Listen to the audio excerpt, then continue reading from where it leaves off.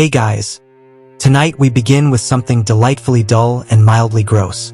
So go ahead, dim the lights, wrap yourself in a blanket burrito, and maybe keep a glass of water nearby.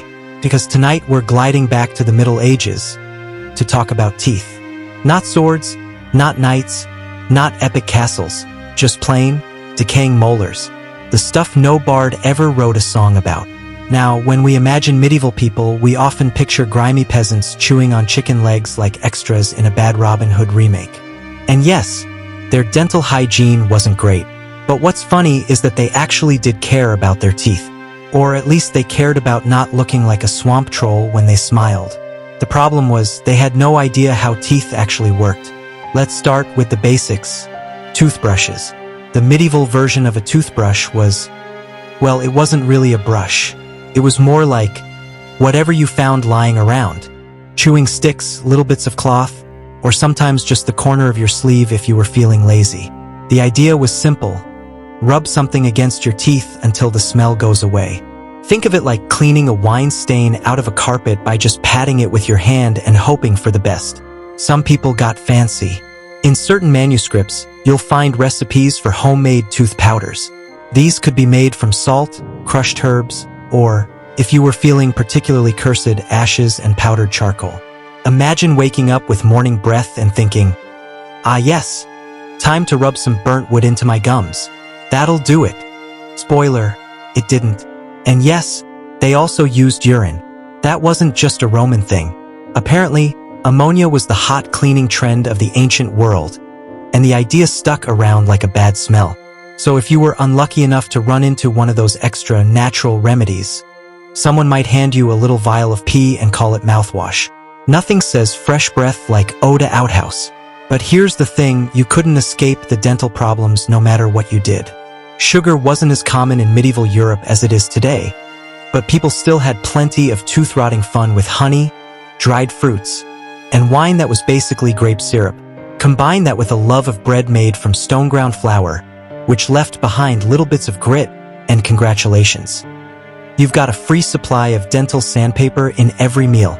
No wonder their teeth wore down faster than a knight's patience at a peasant uprising.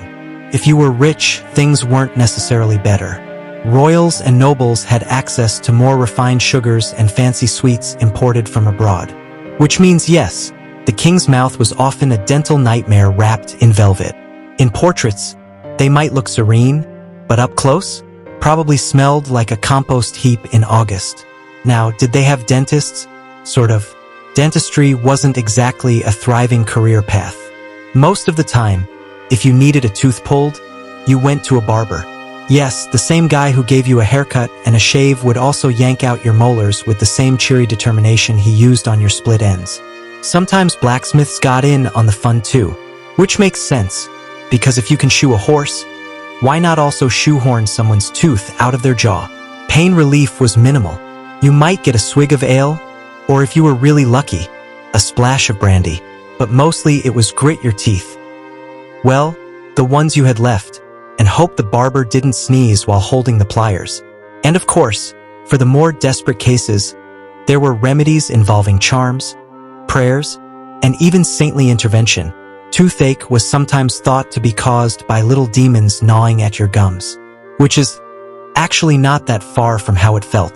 People wore amulets, whispered incantations, and prayed to Saint Apollonia, the patron saint of toothaches, who, fittingly, had all her teeth pulled out during her own martyrdom.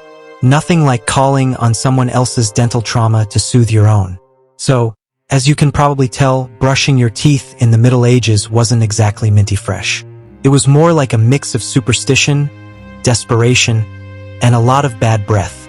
And yet, people carried on, smiling through it all, or at least grimacing through the toothaches. Let's float over now to some very specific and very unfortunate dental stories from the medieval elite. Because if there's one thing better than talking about rotting teeth, it's talking about kings and queens who couldn't keep theirs from falling out. So, let's glide gently into the royal courts, because nothing's quite as comforting as knowing the most powerful people in Europe also had mouths that resembled abandoned graveyards. Take Queen Elizabeth I, for instance. Now, yes, she's a little late medieval sliding into Renaissance, but her teeth deserve honorable mention. She adored sugar. Candied fruits, sugar loaves, marzipan. Basically, if it could rot your mouth, she wanted it. By the later years of her reign, her teeth had turned black, which, ironically, became a trend. The courtiers around her, not wanting to outshine the queen, apparently darkened their own teeth with soot just to look fashionable. Nothing says loyalty like, "Don't worry, your majesty, we'll all rot together," or "Let's wander over to France." Charles VIII, who reigned in the late 1400s, was nicknamed the Affable, which is charming until you learn that by his 30s, he had lost most of his teeth. Chronic dental problems, combined with the medieval habit of never saying no to a pastry, meant that affable Charles probably didn't have the freshest smile at court banquets. It's said he had trouble speaking clearly toward the end of his life, because apparently even his tongue had given up on working around the dental battlefield. But the fun doesn't stop with rotting teeth.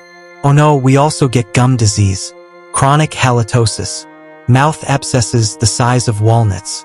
Henry VII of England supposedly had such bad breath that his courtiers stood a polite distance away when he spoke.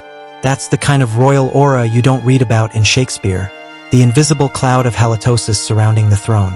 And since medicine at the time was basically one step away from witchcraft, treatments for tooth pain could be inventive. One popular cure for toothache was to boil a dog's tooth in wine, then hold it in your mouth until the pain subsided.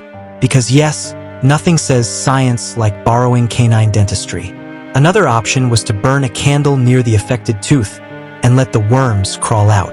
Because of course they thought toothaches were caused by worms. Not sugar, not bacteria, just worms.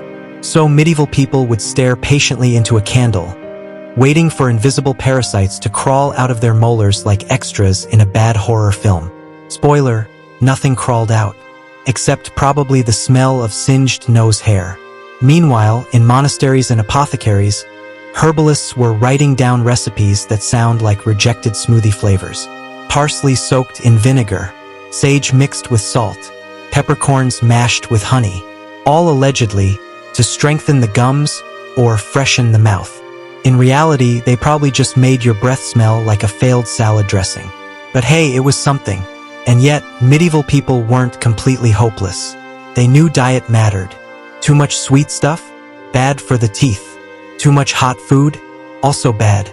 They believed moderation helped, though this was coming from people who thought bathing too often was dangerous, so their definition of moderation was already pretty skewed. But here's the real kicker. Despite all the ash, the urine, and the dog tooth in wine nonsense, medieval skeletons often show less tooth decay than modern ones. Why? Because, again, sugar wasn't mass-produced. Sure, nobles rotted their smiles with imported sugar, but peasants, eating mostly bread, cheese, onions, and beer, didn't actually end up with as many cavities. Their teeth wore down from grit, but they didn't rot quite as badly. So in a way, the peasants had sturdier smiles than the kings, which feels karmically satisfying, doesn't it? So next time you picture a medieval peasant grinning with a mouth full of black stumps, remember, it was just as likely the royal family smelled like a barrel of fermented honey every time they opened their mouths. And with that comforting thought, let's drift toward the end of this journey, where we'll look at how early dentistry eventually stumbled its way into something slightly more civilized. Spoiler, it still wasn't great. Alright, let's float slowly toward the later Middle Ages and early Renaissance, when dentistry was trying to reinvent itself. And by reinvent, I mean stumble around with pliers and prayer beads until something sort of worked. One of the biggest problems with medieval teeth wasn't just the lack of brushing. It was what happened when things went really wrong. Abscesses, rotting roots, jaw infections. Left untreated, these could be fatal. So yes, technically you could die from a toothache, which is probably not the glamorous medieval death you imagine. No nightly duels or dramatic poisonings. Just sitting there, jaw swollen, while a monk mutters psalms over your face. Now, if you were wealthy and unlucky, you might call in a physician. But physicians in the Middle Ages were more interested in balancing humors than fixing teeth.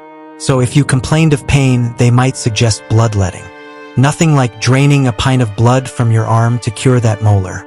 Or they might recommend cauterizing the gums with a hot iron. Yes, that's right, burn the pain away.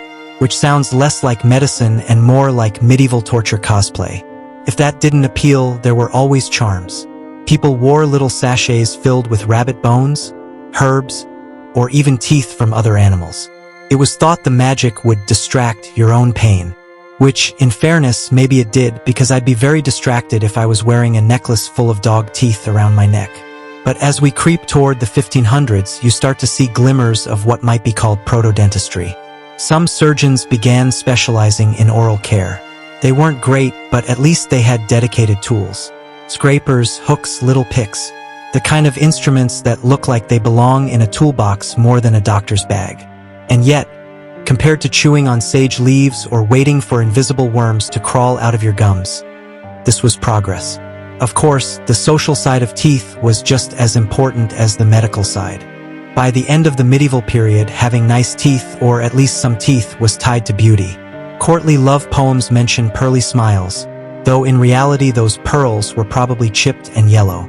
Still, the idea that a good smile mattered was there, which is maybe why people kept trying all those powders, rinses, and prayers in the first place. Nobody wanted to be remembered as that duke with the swamp breath. And just so we don't end without a little cosmic irony. Remember how I mentioned peasants often had better teeth than nobles? Archaeologists have actually confirmed this. Skeletons from poor villages often show wear and tear, yes, but fewer cavities than elite burials. All that imported sugar, all those fancy confections, they really did the rich in.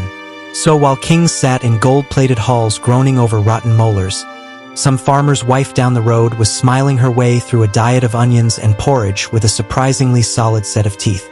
So, in the end, medieval dental care was a mix of folk remedies, wishful thinking, and occasional plier-based brutality. They rubbed ashes, chewed herbs, gargled with things better left unmentioned, and prayed to saints who had worse dental luck than themselves. And through it all, they somehow managed to eat, laugh, kiss, and carry on. And that's the oddly soothing part. Because even though their methods failed spectacularly, they still tried.